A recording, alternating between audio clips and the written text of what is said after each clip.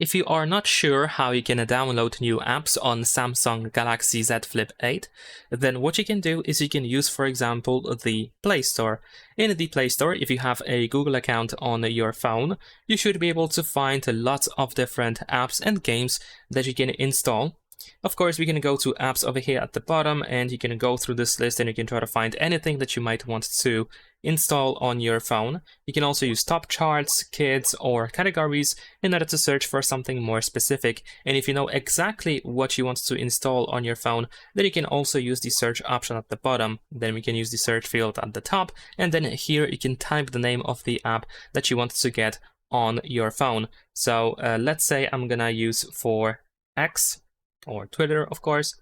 And there we go. Here we have the app. Now we can use the install button that we have here on the right side, or you can tap on the app itself and choose the install button here. And once the app is installed, you should be able to open it by using the Play Store app. You will find an open button somewhere over here, or you can of course just go to the app drawer and find it over there.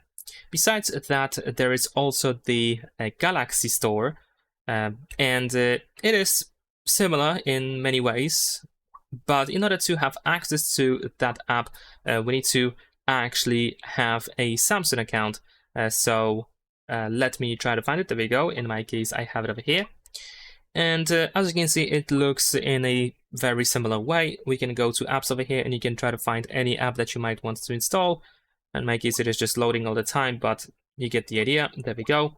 And in case you know what you want to get, you can use the search option in the upper right corner. Then you can use the search field at the bottom, and then you can type the name of the app that you're looking for. Then you can use this arrow to download the app, or you can tap on the app itself to find the install button here at the bottom. And of course, once the app is installed, you can open it here by using the Galaxy Store, or once again you can just go to the app drawer and open it from there. And that's pretty much it. Leave a like and subscribe.